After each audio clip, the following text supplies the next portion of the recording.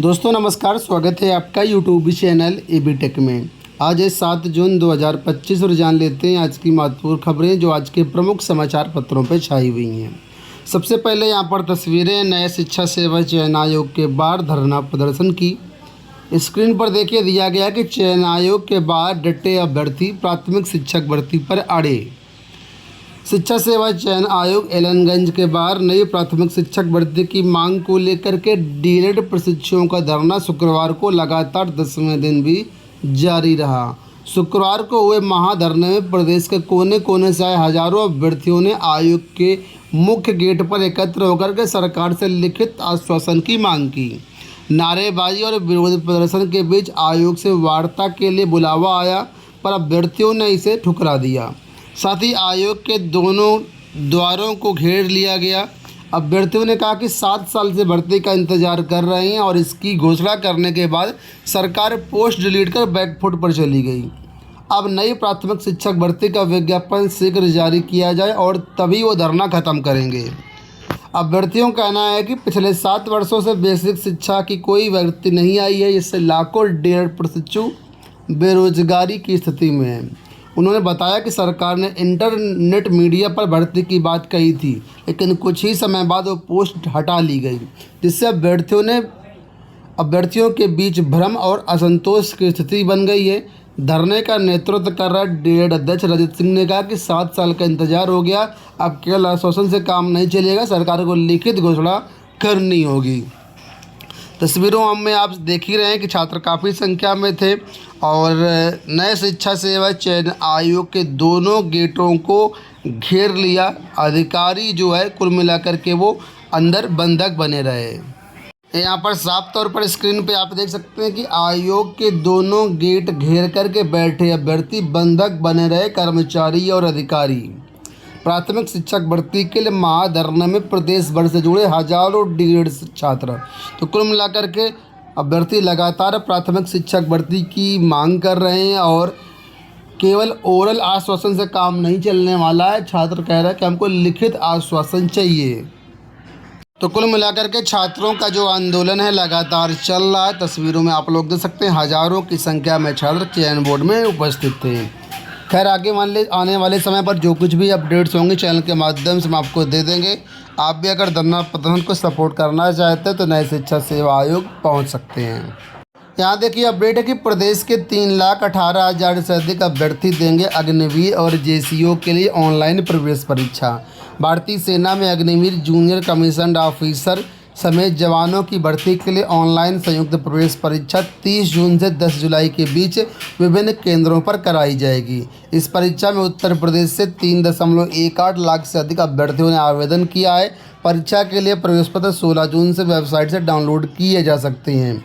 Online CEE में Agniveer general duty, Agniveer तकनीकी, Agniveer clerk, store keeper तकनीकी के लिए 12 मार्च से 10 अप्रैल के बीच फॉर्म भराए गए थे। तो 30 जून से इसकी परीक्षाएं प्रारंभ हो रही हैं।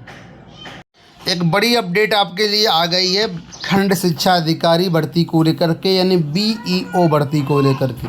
ये पिछली भर्ती 2019 में आई थी, तब से 6 साल कंप्लीट हो चुके हैं। उसके बाद नई भर्ती नहीं आई है। समाचार पत्रों में अक्सर आता रहता है। ई अध्याचन मिलते ही लोक सेवा आयोग शुरू करेगा बीईओ की भर्ती। उत्तर प्रदेश लोक सेवा आयोग खंड शिक्षा अधिकारी पदों पर रिक्त पदों के अध्याचन मिलने के साथ ही प्रक्रिया शुरू कर देगा। इस बार भर्ती में समकक्ष व अधिमानी अर्हता को लेकर कुछ बदलाव संभावित है। अभ्यर्थियों को 5.5 साल से बीईओ भर्ती का इंतजार है। इससे पहले 13 दिसंबर 2019 को बीईओ के 309 पदों पर भर्ती का विज्ञापन जारी किया गया था और आयोग ने 13.5 महीने में चयन प्रक्रिया पूरी कर ली थी। तब जो चयन प्रारंभिक परीक्षा और मुख्य परीक्षा के माध्यम से किया गया था और इस परीक्षा के लिए 5,28,314 छात्रों ने आवेदन किया था।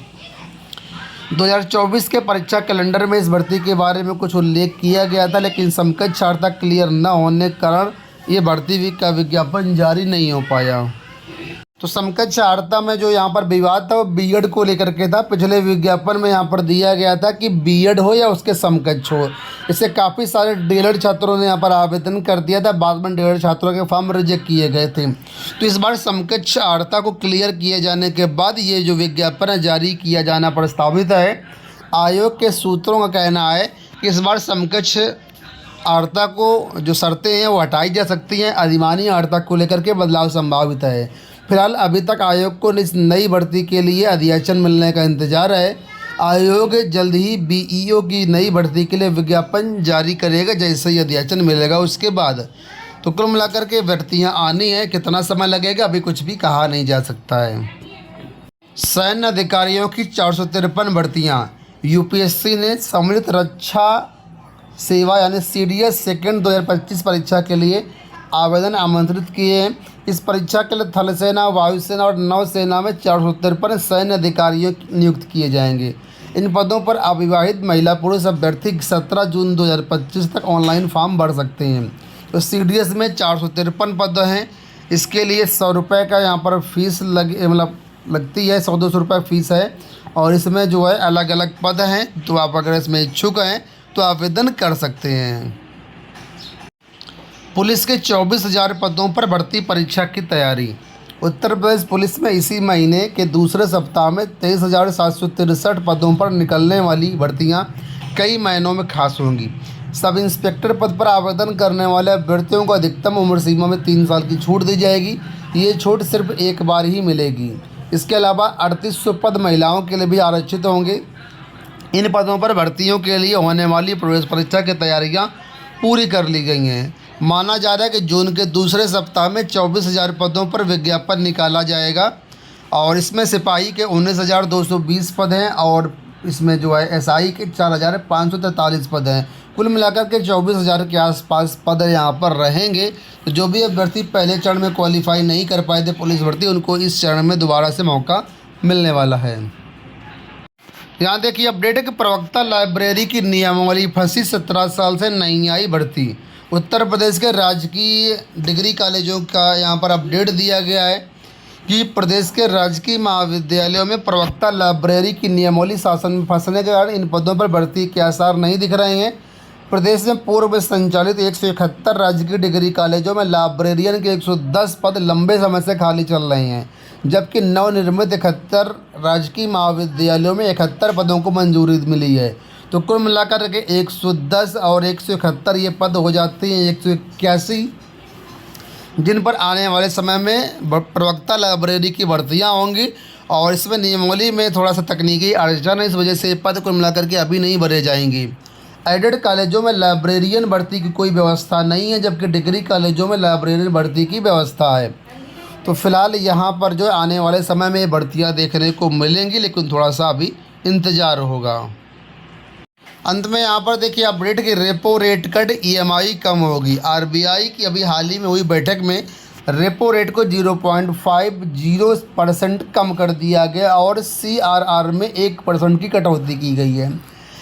इसका फ़ायदा ये होगा जो भी लोग लोन लिए हुए, चाहे होम लोन हो, पर्सनल लोन हो या और कोई लोन हो, लोन की ईएमआई कम हो जाएगी। सस्ती दर पर जो है वो लोन मिलेगा। लेकिन उसका नुकसान ये होगा कि जो लोग एफडी करते हैं उनका यहाँ पर ब्याज दर भी कम हो जाएगा। दोस्तों ये हो गई आज की सारी सूचनाएं। इस वीडियो में इतना ही। धन्यवाद।